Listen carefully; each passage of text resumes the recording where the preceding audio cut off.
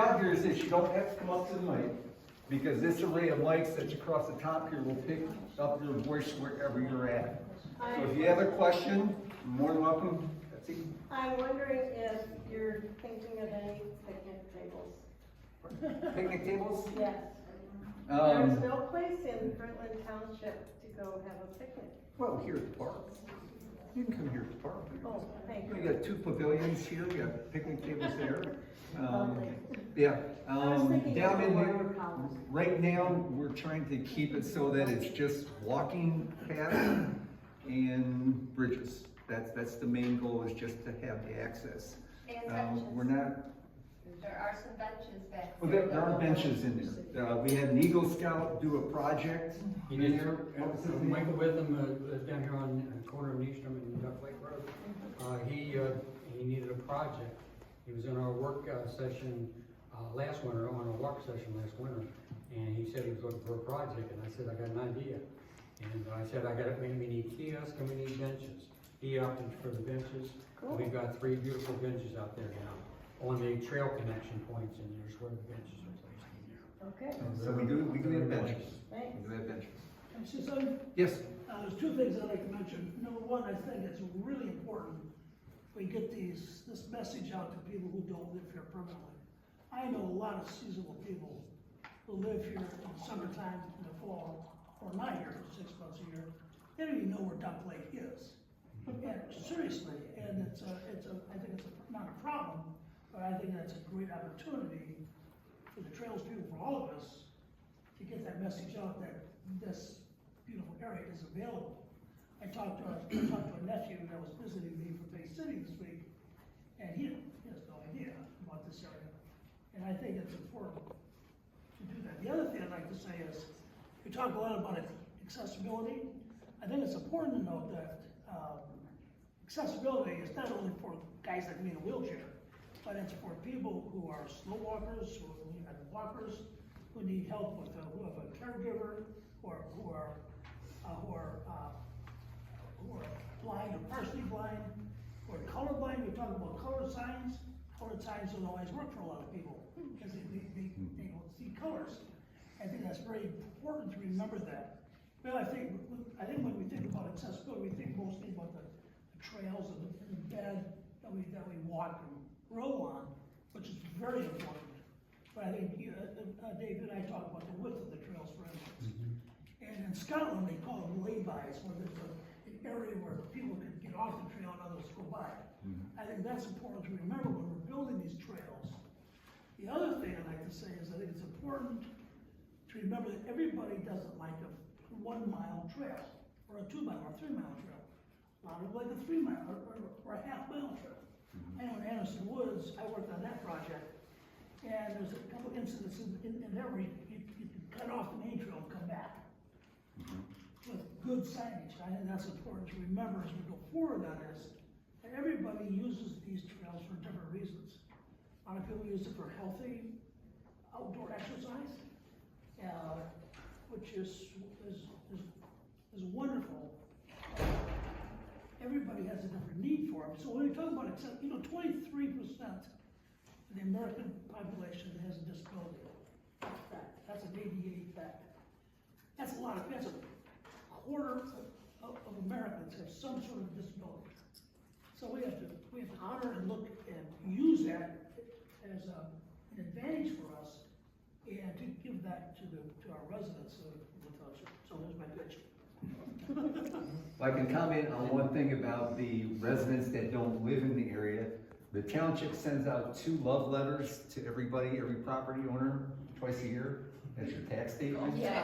And I do think that with that love letter, we can send out that kind of information. We do have our treasurer here, Deb is sitting over there trying to hide right now, but that is something that we can put right into that tax notification. Because they don't get, a lot of people don't get the emails. The emails, right. So that's one thing you can do.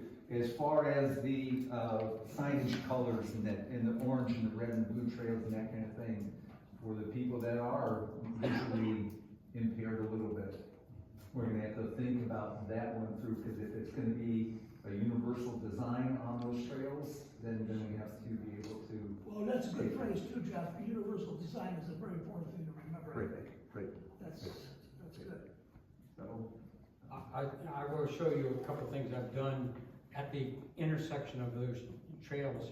I have a sign, it's, I'll show you later, I'll show you the sign, but it's in black and white.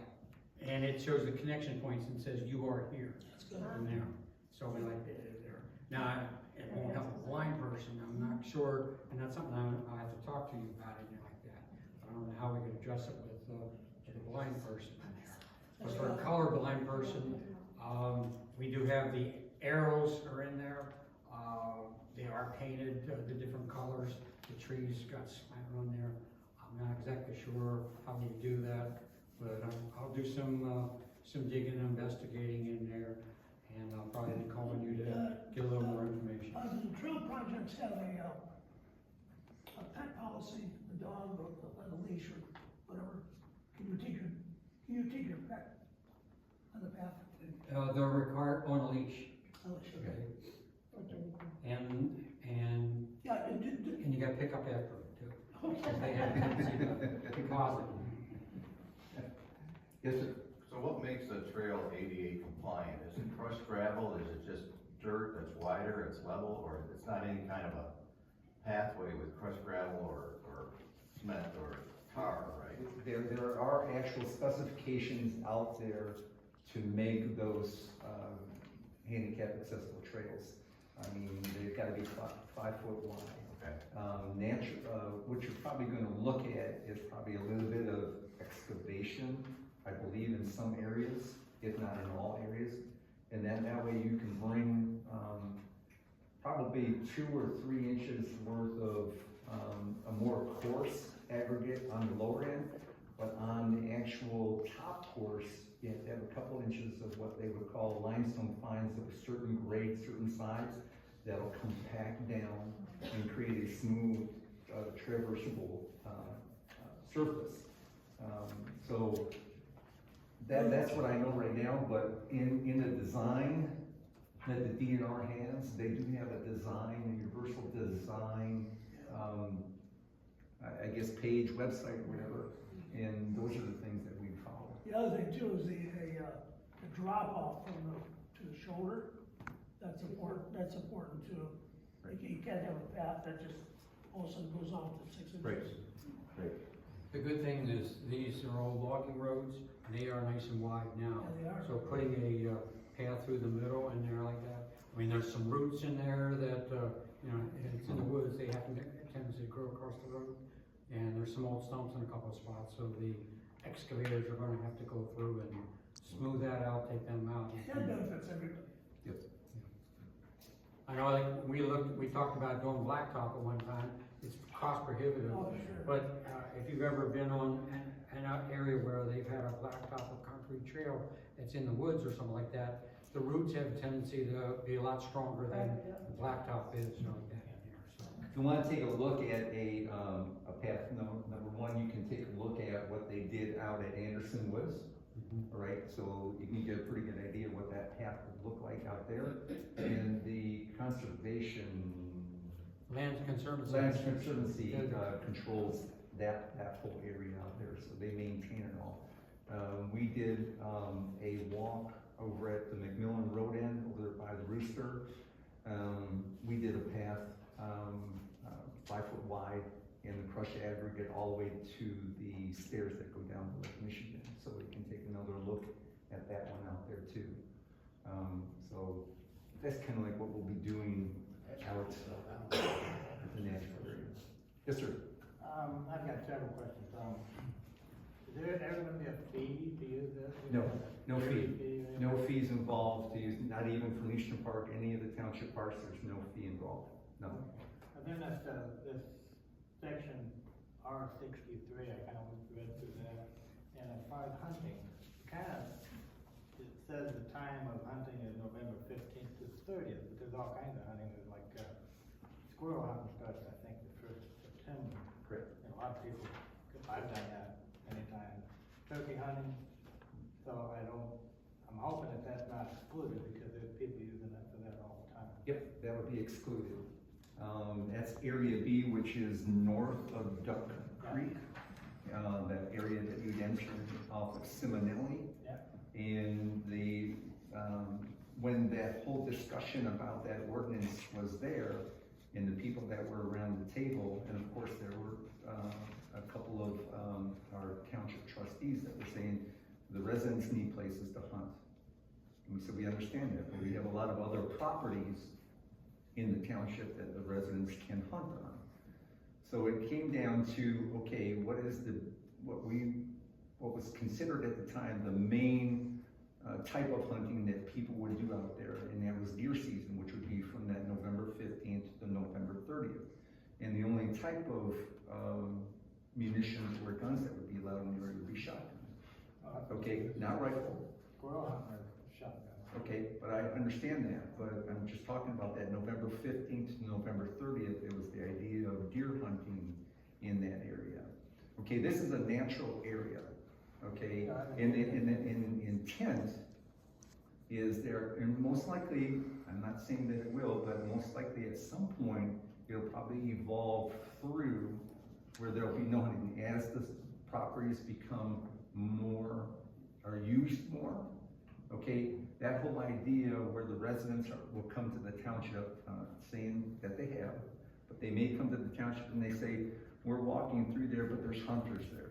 Okay, the area and the intent for that natural area is for walking traffic.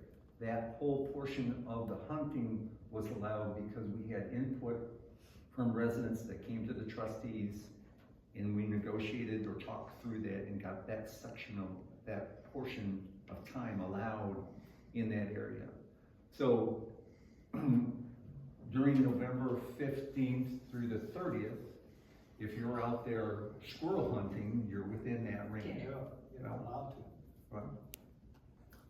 But, Yeah, I just, I've been hunting in there since '85. Mhm. My kids I understand. live, I walked there from my house. And I wasn't aware of all these restrictions. How does this all get approved or disapproved? They were there for months. I mean, We're- what we're talking about is this area here. How does this get approved? Yeah. A lot of the ideas come to the board through groups like the Friend of Fruitland Township Trails. There's input from residents. The trustees give us input on what they talk to the residents about.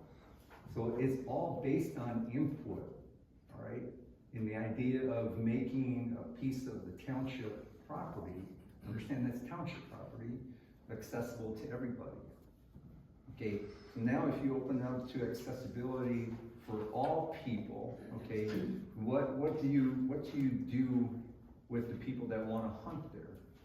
Okay, you allow them to hunt on other township property. We have several other parcels in the township. Okay, this one that we're talking about is this blue area right here. We've got 67 acres here, there's 40 acres here, there's 40 here, there's another 60 plus here, there's 40 here, and then you have the whole state game area. So when you're talking about hunting and that you've done it in that area for a long time, we understand that, okay? And nobody in that period of time has ever said anything to you about hunting in there. But as that time changed and the board approved that ordinance to restrict hunting in there, we haven't restricted hunting in any of the other properties. So I can understand your concern. Well, I don't really hunt that much anymore, you know. Okay, But my kids do, and Mhm. I know that last year, there was people all year long, you know, every weekend, you'd see a car or truck parked on there. policing it You know. is gonna be the most difficult portion to take care of. Okay, because we have one PINS officer here that patrols the township, one, okay, from the sheriff department.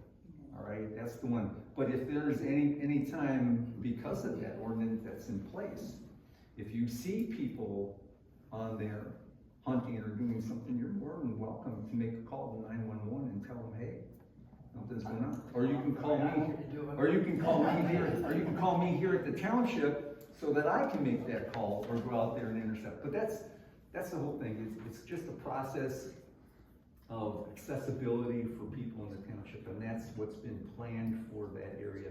No other development, no houses, no other buildings, just accessible through trails and bridges. So that's the intent. Yes, sir. I just throw a couple comments at you, nothing, this is all good stuff, don't get me wrong. When you look at it, there's really two people, as far as walking, pedestrians, that were out there walking, and maybe a combination. One is because they want the exercise, you know, it's good for us. Doctor's gonna tell you, get out and walk, you know. And the other one is, they, maybe just to go sightseeing or something, you know, like that kind of thing. And so we gotta sort of put them all together, you know, kind of thing, and we can't have the snowmobiles running down these trails. And there's a lot of things we can do. When they were going to do when they redid South Scenic Drive, I don't know, 5-6 years ago, time flies. Wow. They were going to make that road wider, the blacktop outside the white. It was gonna cost each property owner, I think, was $75 a foot. So you had 100 feet, you know, 7,000. That didn't fly at all. And, you know, now when they redid Duck Lake Road, I don't know what you guys did, but I see a nice walk path outside the white lines going up here, and that's fine. But so we gotta look at the things. I think people like to do it for, get out, like in an area where they're in the woods a little bit for nature and walking, and sometimes it's just straight walking. You'd be surprised how many people walk along Scenic Drive and South Shore Drive where I live. They're out there, they get home from work, sometimes before dark, and stuff like that. And then of course the traffic drops down in the wintertime a lot. And the other one, I heard about the thing about deer. I say this because I've crashed with deer about 8 or 9 times. I've had car collisions with deer. There was one year back here, I kept a count, give or take 1 or 2. There was something like 15 or 20 deer crashes in this township. You know, deer are funny. They stay on the side of the road, they look at you, and you run out in front of you. And there, you know, there was talk about maybe culling the deer herd down, you know, bait them and bring them in. That was done quite a bit up, I think Mona Shores or somewhere up in there. They have so much problem with them. And they went to take them out, and they had them, you know, they all went into venison right away. They just bait them in, and as we grow, I mean, the deer, that's one thing I think we gotta look at, but I think it's all good stuff. It's just that we've got to look at, people like to walk, and are we gonna let snowmobilers go down the trails, you know, and stuff like that, or motorbikes, you know, and stuff. And that doesn't match up very well with walkers and all stuff. Correct. But I think, I just ought to look, but you know, in a matter of funding, but I think there's a need, and I think something can be done, maybe put something together, but it could take a lot of minds and stuff like that.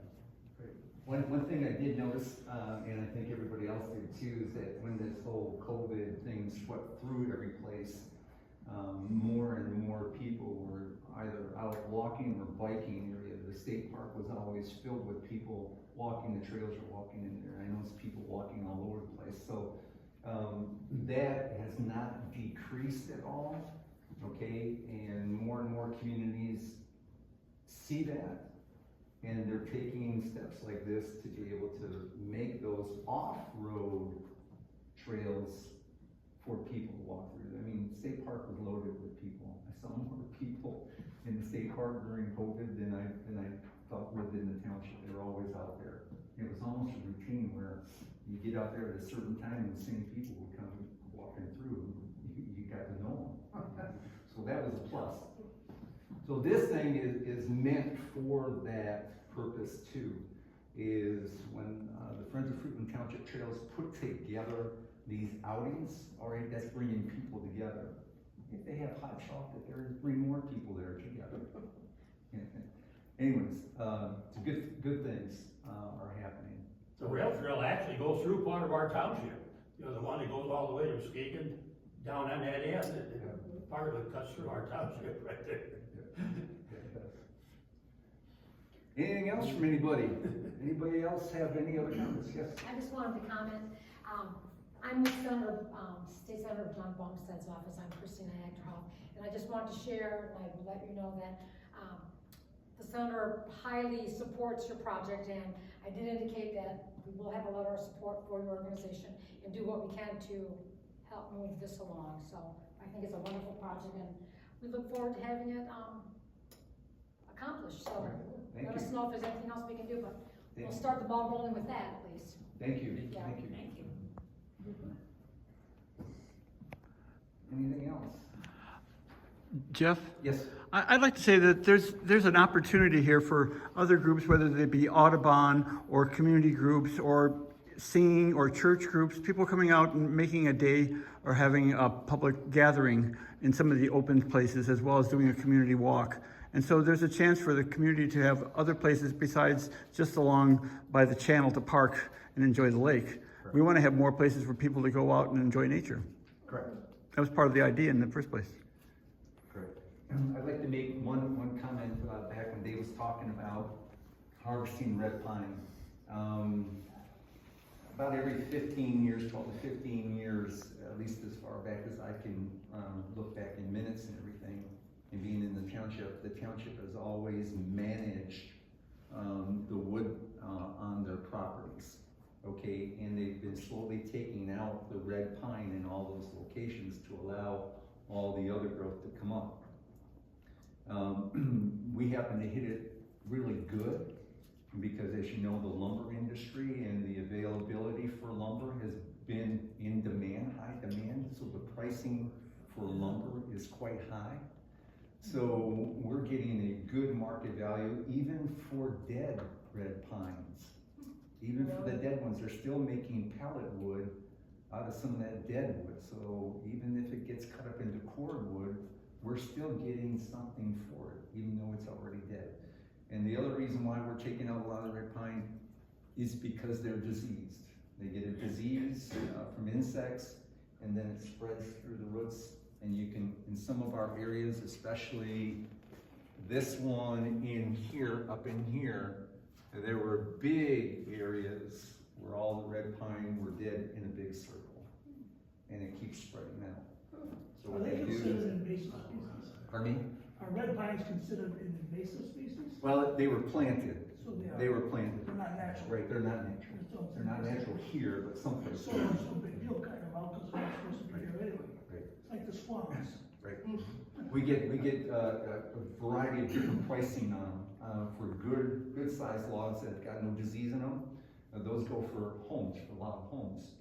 We get totally different pricing on those. We get more for them. So we like that. So they're gonna take out a certain portion of it. They'll leave some of the smaller ones and come back in 15 years to cut those out for big log homes. Yes?